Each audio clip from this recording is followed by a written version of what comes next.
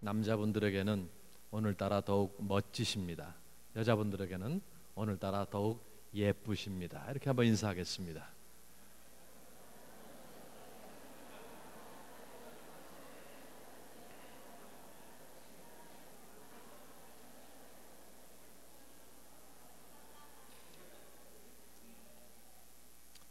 지금까지 인생을 사시면서 여러분이 들으신 말 중에 혹시 잊지 못하는 말이 있습니까? 그것이 격려가 되었건 상처가 되었건 사람들은 누구나 잊지 못하는 말이 있습니다.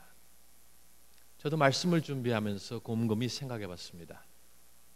내 인생에 있어서 내게 격려가 되었던 말이 무엇인가?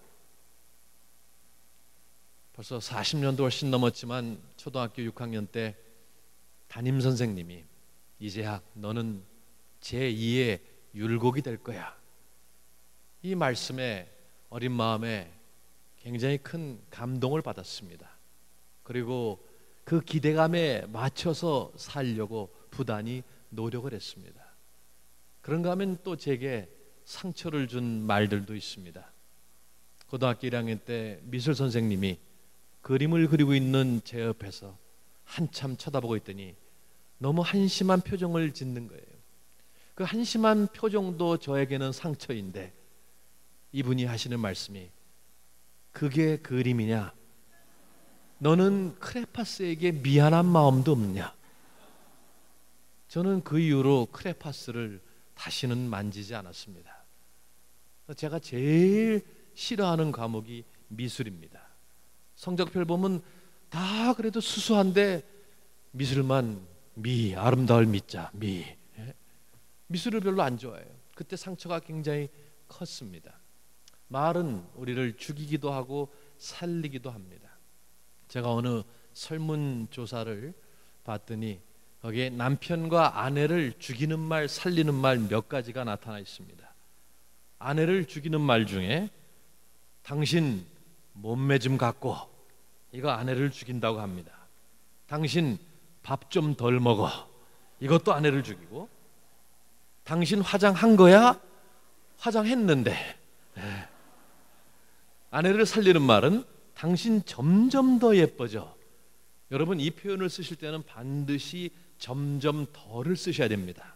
그렇지 않으면 당신 예뻐 그러면 나 원래부터 예뻤어, 이렇게 우기는 아내들이 많습니다. 그래서 점점 더 예뻐져. 나는 처복이 너무 많아. 이것도 아내를 살리는 말입니다. 남편을 죽이는 말이 있습니다. 당신 월급이 얼마죠? 당신 뭐 하나 제대로 하는 거 있어요? 이거 남편 죽이는 말이에요.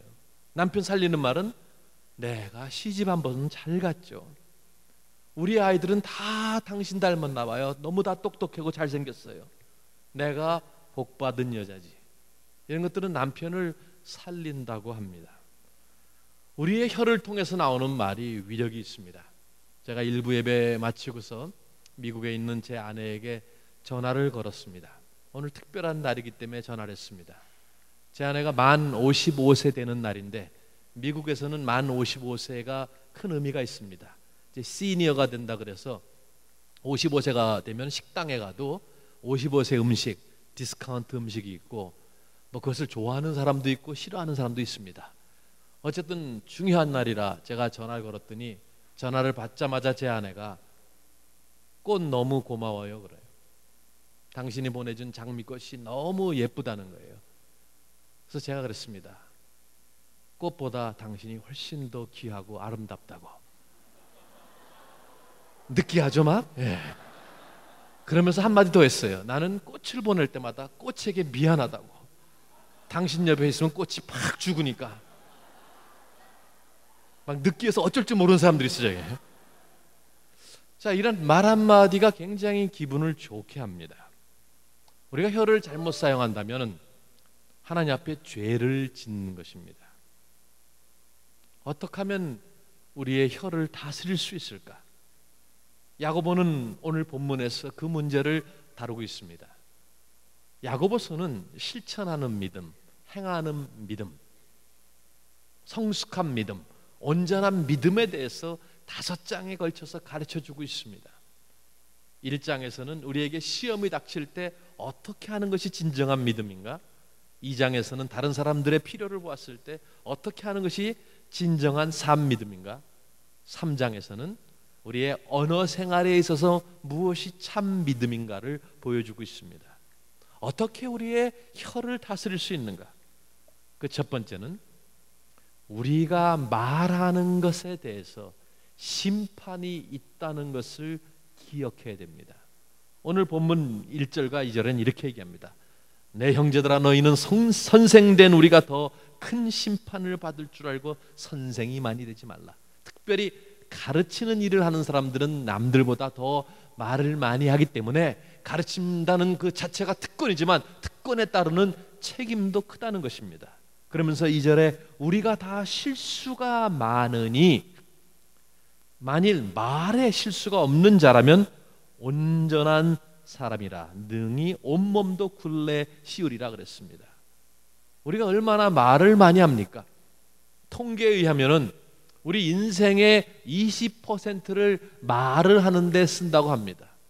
그러면 20%를 말을 하는데 쓴다고 한다면 우리가 말하는 것을 다 문자로 기록하면은 1년에 800페이지의 책 66권을 기록할 수 있다고 합니다.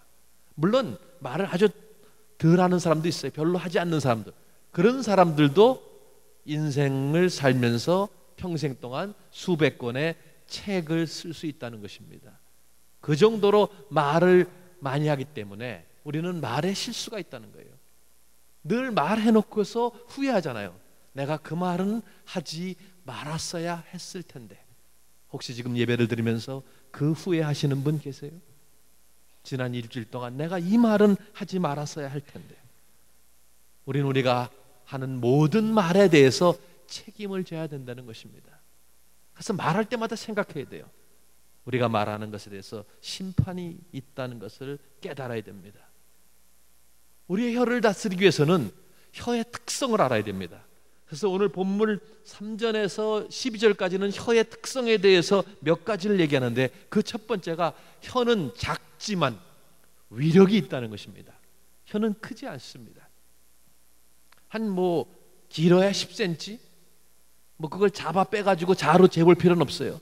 그러나 혀는 길질 않아요. 작지만 위력이 있습니다. 오늘 본문에서 몇 가지 비유를 듭니다. 3절에 우리가 말들의 입에 재갈 물리는 것은, 여기에 말이라는 것은 우리가 타는 말을 얘기합니다. 홀스를 얘기합니다. 입에 재갈 물리는 것은 우리에게 순종하게 하려고 그 몸을 제어하는 것이다. 말을 잘 안 들으니까 말 입에 재갈을 놓고 고삐를 잡아당겨서 말을 고삐로 조종합니다. 그러면은 50kg밖에 안 되는 여자가 1000kg이나 되는 그 말을 조종할 수가 있습니다. 통제할 수가 있습니다. 자갈이 적지만 큰 말을 통제합니다. 그뿐 아니라 또 배를 보라. 그렇게 크고 광풍에 밀려가는 것들을 지극히 작은 키로서 사공의 뜻대로 운행하나니, 우리 아까 어린이 설교할 때 봤을 거예요. 크루즈, 배 키 하나로서 움직입니다. 야고보가 이 편지를 쓸 당시에도 큰 배가 있었어요. 사도행전 27장만 살펴봐도 배가 파손되는데 그 배에 276명이 타고 있었습니다. 제가 얼마 전에 캐나다에서 탄 배는 차를 250대 싣고 사람을 1000명 이상 싣습니다. 아까 우리가 보았던 그런 크루즈는 4000명 정도의 사람을 실을 수 있는데 조그만 키, 핸들로 그 큰 배를 조종합니다. 그뿐 아니라 작은 불꽃, 작은 불이 얼마나 많은 나무를 태우는가 야고보는 이렇게 얘기합니다. 실제로 몇십 년 전에 호주에서 어떤 사람이 담배를 피고 불을 켰던 성냥개비를 버렸는데 그것이 호주의 1000km의 땅과 마을과 가축과 농장을 다 전소시켰습니다. 1000km면 어느 정도 되는지 아세요? 우리 대한민국 부산에서 저 함흥 흥남 저 끝까지 그 정도의 길이의 모든 것을 다 불태웠어요. 작지만 위력이 있습니다. 우리의 말이 그렇단 말입니다. 우리가 하는 말이 몇 마디 안 되지만 그 한 마디가 얼마나 위력 있는지 몰라요. 우리 결혼합시다. 굉장히 위력이 있죠. 우리 헤어집시다. 얼마나 큰 위력이 있습니까? 넌 할 수 있어. 힘내세요. 이것이 일요신문사 설문조사에서 1위로 나온 말이에요. 가장 정감이 있는 말, 힘내세요. 또 가장 사랑스러운 말은 사랑해. 언제 해도 좋은 말이잖아요. 언제 들어도 좋은 말. 1000만 번 들어봐도 기분 좋은 말, 사랑해. 옛날에 김세한이라는 신학자가 이미 노래를 통해서 우리에게 가르쳐 준 바 있어요. 그런데 별로 좋지 않은 말이 있대요. 사랑한다니까 이건 별로 안 좋대요. 왜? 억지로 받아댄 말이기 때문에. 이런 말들이 위력이 있다는 말이에요. 작지만 위력이 있습니다. 그것이 혀의 첫 번째 특성이에요. 혀의 두 번째 특성은 혀는 위험하다는 것입니다. 우리의 인생을 파괴시킬 수도 있어요. 그것이 6절부터 8절 말씀입니다. 그래서 하나님께서 우리에게 혀를 주실 때 혀의 위치를 어디에 두셨는지 한번 곰곰이 생각해 보세요. 동굴 안에 두셨어요. 동굴 안에 두셨고, 그것도 모자라서 이로 철창을 쳤어요. 우리 이가 얼마나 많아? 그것도 모자라서 입술로 막았어요. 그럼에도 불구하고 혀는 자주 미끄러집니다. 혀는 위험해요. 그래서 오늘 성경에 보면 6절에 혀는 곧 불이요, 불의의 세계라 그랬어요. 우리의 지체 중에서 온몸을 더럽히고 삶의 수레바퀴를 불사르나니 그 사르는 것이 지옥불에서 나느니라. 불의의 세계라 그랬어요. 온갖 악독으로 가득하다 그랬어요. 온몸을 부패시킨다 그랬어요.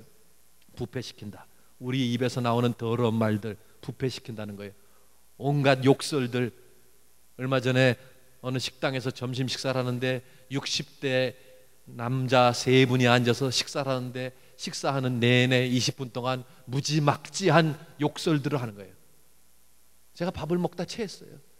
아니 들어보지도 못한 희한한 욕들을 하는데 아 저거 욕이구나 알 수 있어요. 들어본 욕도 있고 못 들어본 욕도 있는데 아니 낯살이나 먹은 분들이 식당에서 대낮부터 소주 한 잔씩 하시면서 얼마나 욕을 하시는지.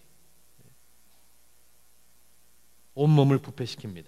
생애 전체를 불사른다 그랬어요. 생애 바퀴를 불사르나니 무슨 말씀이에요? 우리의 일생에 걸쳐서 영향을 끼칠 수 있다는 것입니다.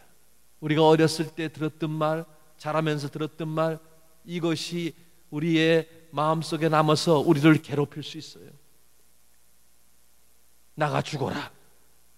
내가 잘 되나 봐라. 너는 가문의 수치다.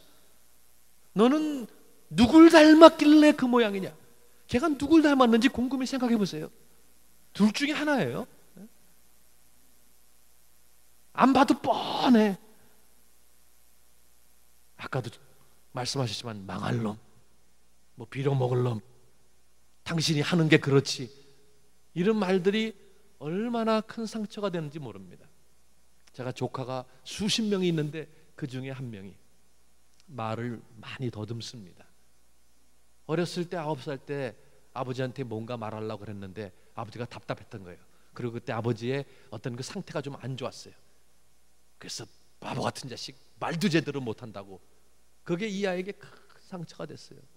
자라는 내내 상처가 됐고 그 이후로 이 아이는 잘 말도 못했고요. 그래도 공부는 잘해서 인류대학에 갔습니다.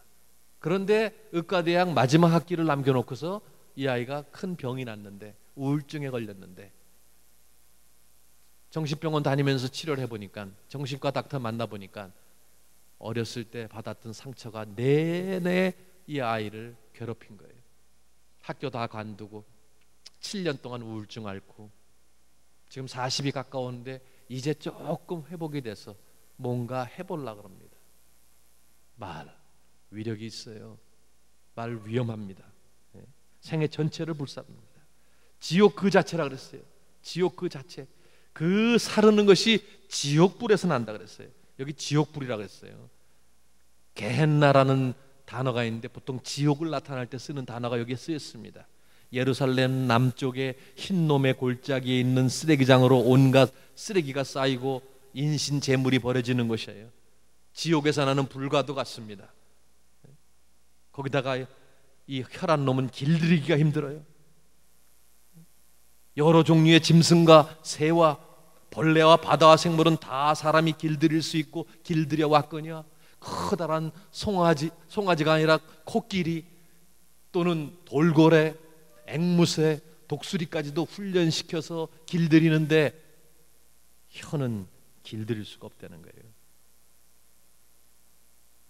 몇 해 전에 돌아가신 저희 장인어른께서 저에게 늘 교훈을 주셨는데, 재하가 너는 목사니까 말을 조심해야 된다. 칼은 옆에 있는 사람만 찌르지만 이 말이란 것은 새치혀는 멀리 있는 사람도 찌를 수 있다. 서울에 있는 사람이 LA에 있는 사람에게 전화를 걸어서 아프게 할 수 있어요. 그만큼 혀는 위험한 것입니다. 혀는 작지만 위력이 있습니다. 혀는 위험합니다. 또한 혀는 드러냅니다. 내가 어떤 사람인지 드러내요. 오늘 9절과 10절에 보면 혀로 이것으로 우리가 주 아버지를 찬송하고 또 이것으로 하나님의 형상대로 지음을 받은 사람을 저주하나니. 우리가 얼마나 오늘 찬양을 많이 했어요. 얼마나 아름다워요.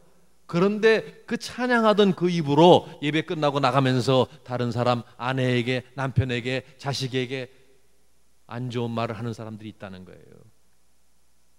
오래전입니다만 제가 미국에서 살면서 미국에 한국 기도원이 굉장히 많은데 그 중에 어느 기도원에 전화를 걸었어요. 며칠 동안 기도 좀 하려고. 근데 허스키의 보이스를 가진 어떤 여인이 전화 받았어요. 안녕하세요, 할렐루야 그러시는 거예요. 그래서 네 안녕하세요. 그런데 좀 있다가 Shut up 그러는 거예요. 입 닥쳐. 너무 깜짝 놀랐어요. 그랬더니 그 옆에 있는 자기 아들에게 소리를 친 거예요. 그런데 전화를 막지 않고 소리쳐가지고 저한테 입 닥쳐 그렇게 들려왔어요. 얼마나 황당했어요. 할렐루야 그러더니 좀 있다가 Shut up 그러니까 이게 한 입에서 찬송과 저주를 내는 거예요. 그러더니 죄송합니다. 제 아들놈이 말을 안 들어서요. 어떻게 도와드릴까요? 할렐루야 그러는데 제가 네 됐습니다. 안녕히 계세요. 그러고 끊었어요. 한 입에서 찬송과 저주를 낼 수 있어요. 11절에 10절에 한 입에서 찬송과 저주가 나오는도다. 내 형제들아 이것이 마땅하지 아니하니라. 샘이 한 구멍으로 어찌 단물과 쓴물을 내겠느냐. 자, 혀는 작지만 위력이 있고 위험하고 혀는 드러냅니다. 이러한 혀를 어떻게 우리가 다스릴 수 있는가? 오늘 본문이 끝나는 것 같지만 13절에서 이어집니다. 13절부터 18절까지 우리에게 주시는 답은 뭐냐면 하나님의 지혜로 말하라는 거예요. 바른 말의 열쇠는 생각입니다. 마음의 생각을 우리가 다스려야 돼요. 그래서 지혜를 사용해야 됩니다. 참 지혜가 있는 사람은 자랑과 다툼을 버리고 화평과 의의를 생산해냅니다. 그래서 우리가 말할 때마다 하나님의 지혜를 구해야 돼요. 한 박자 늦추고 하나님의 지혜를 구해야 됩니다. 제게 유일한 취미가 있다면 커피를 마시는 일입니다. 저는 커피를 너무너무 좋아하고 지금 제 아내랑 잠시 떨어져 사니까 저에게 있어서 떨어져 산다 그러니까 마음이 막 떨려가지고 말도 더듬네요. 애인은 뭐냐면 커피입니다. 저에겐 아내가 있고 애인이 있는데 애인은 커피예요. 커피를 굉장히 즐겨 마십니다. 근데 계기가 있었어요. 만 40살이 되면서, 그렇다고 해서 제가 만 40은 아닙니다. 하나님께 구하는 것이 있어요. 하나님, 제가 짧은 인생을 살다 보니까 가장 중요한 게 지혜 같네요. 제 삶에 있어서 지혜를 주세요.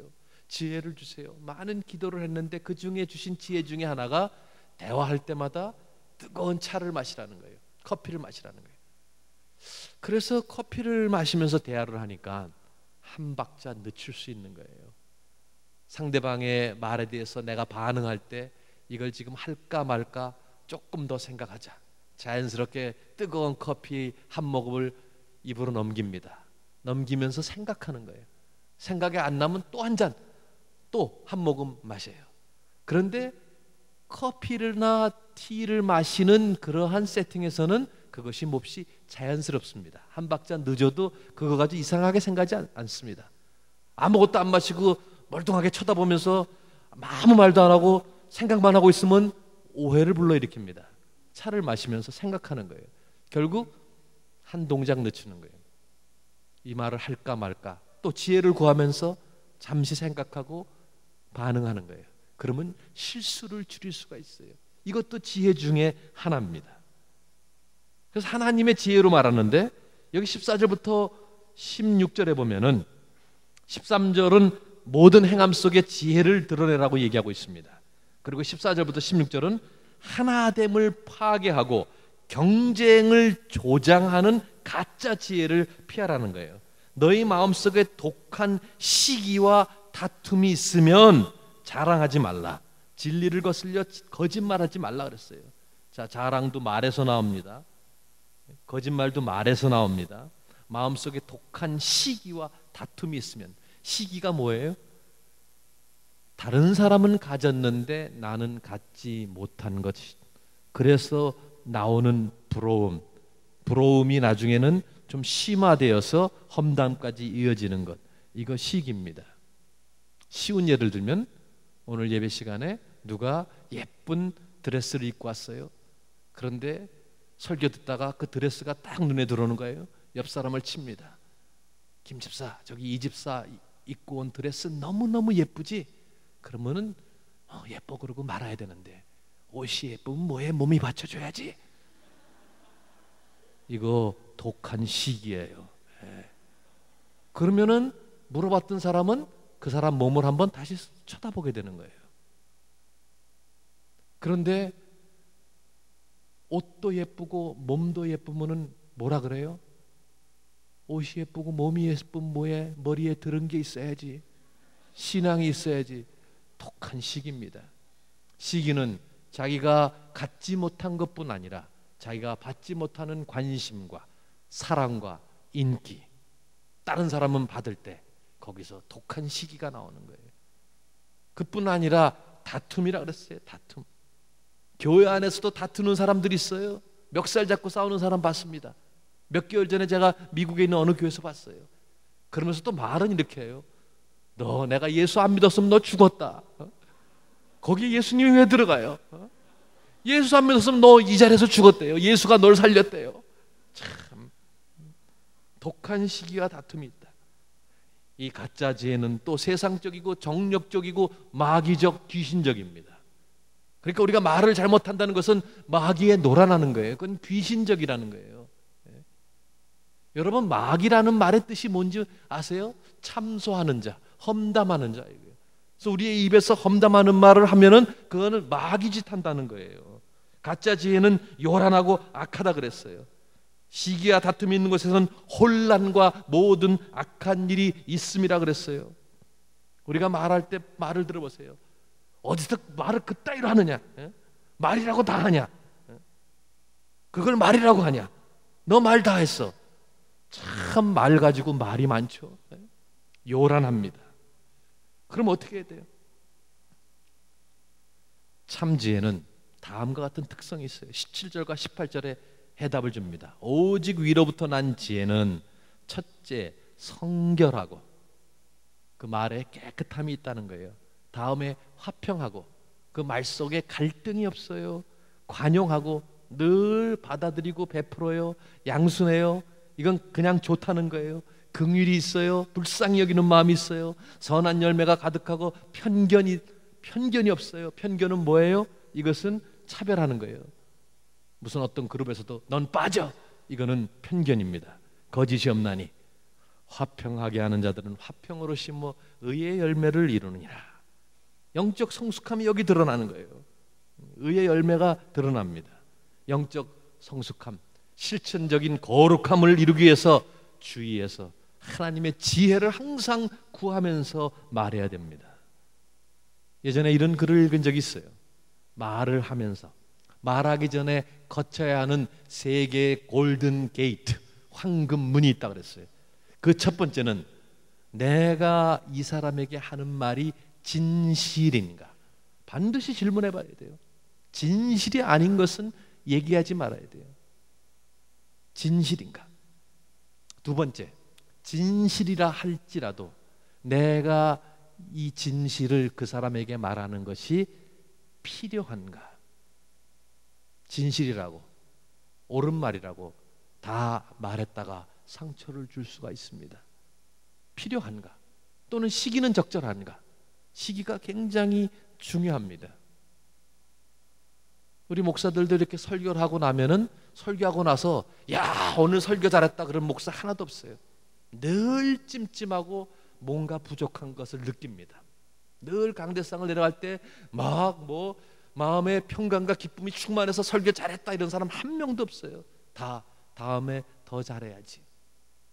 그런데 차를 타고 주일날 집에 가는데 옆에서 아내가 오늘 설교 왜 그렇게 해요? 그러면 얼마나 기분이 안 좋겠어요. 그러면 대답이 나도 알아 이렇게 나옵니다. 이게 시기가 적절하지 않은 거예요. 그런데 조금 시간이 지나서 한 3, 4일 지나서 기분이 아주 좋을 때 누워서 아내가 손을 잡으면서 여보 지난 주일날 있잖아 그때 설교할 때 요건 요런 말씀 썼으면 더 좋았을 것 같아요. 그럼 그래. 시기가 적절한 거예요. 그래서 이 말이 진실인가? 꼭 필요한가? 지금 필요한가? 이런 것을 생각해 보셔야 되고, 세 번째는 내가 이 사람에게 하는 말을 친절하게 하는가? 말은 다르고 다릅니다. 어조가 얼마나 중요한지 몰라요. 글은 그렇지 않아요. 너 참 잘났다 이렇게 써놓는 건요, 글은 우리가 해석을 할 수 있어요. 근데 말은 금방 드러나요. 우리가 여기서 예배를 드렸던 어린아이를 안고서 야 너 참 잘났다 이거하고 너 참 잘났다 이거하고는 굉장한 차이가 있습니다. 그래서 우리가 말을 할 때 친절해야 돼요. 친절이 느껴지게끔 말을 해야 됩니다. 우리의 믿음, 행함이 있는 믿음은 실천이 돼야 돼요. 얼마나 우리가 말씀을 많이 듣습니까? 성경 공부를 많이 합니까? 그런데 행함이 없다면, 실천이 없다면 그것은 죽은 믿음입니다. 절망이 아니라 소망의 말을, 상처가 아니라 경쟁의 말을, 저주가 아니라 축복의 말을, 모욕이 아니라 칭찬의 말을 하면서 서로 세워줘야 됩니다. 그래서 위로는 감사와 찬양의 말을, 옆으로 모든 사람들에게는 축복과 은혜의 말을, 오늘 다 잊어먹어도 위로는 하나님께로는 감사와 찬양의 말, 모든 사람들에게는 축복과 위로의 말. 그럴 때 우리의 공동체가 아름다운 공동체가 됩니다. 제가 좋아하는 이혜인 수녀님의 시를 하나 읽고서 말씀을 마치겠습니다. 제목은 향기로운 여운을 남기게 하소서입니다. 상대방의 입장을 헤아리는 사랑의 말을 하게 하시고, 남의 나쁜 점보다는 좋은 점을 먼저 보는 긍정적인 말을 하게 하소서. 매일 정성껏 물을 주어 한 포기에 난초를 가꾸듯 침묵과 기도의 샘에서 길어 올린 지혜의 맑은 물로 우리의 말씨 가다듬게 하소서. 겸손의 그윽한 향기 그 안에 스며들게 하소서. 향기로운 여운을 남기는 말을 합시다. 지혜의 말을 함으로 말미암아 서로에게 격려가 되는, 축복이 되는, 그래서 우리의 공동체가 더욱더 하나님께 기쁨을 드리고 아름다운 공동체가 되어갈 수 있도록 우리 모두 함께 우리의 말을 지혜롭게 하는 법을 매일매일 익혀가시기를 주님의 이름으로 부탁드립니다. 기도드리겠습니다. 주님, 먼저 주님께 회개하면서 용서를 구합니다. 우리가 지난 2012년 상반기 6개월을 살면서 우리의 말로 인해서 얼마나 많은 사람들에게 상처를 줬습니까? 우리가 상처 주었던 모든 말들 이 시간 다 끄집어내놓고 하나님 앞에 회개합니다. 하나님께서 우리 모두를 용서하여 주시기를 원합니다.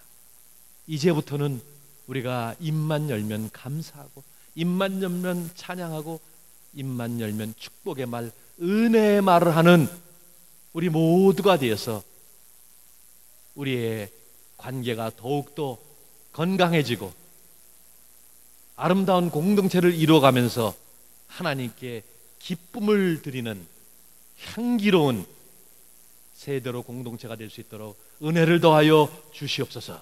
예수님의 이름으로 기도합니다.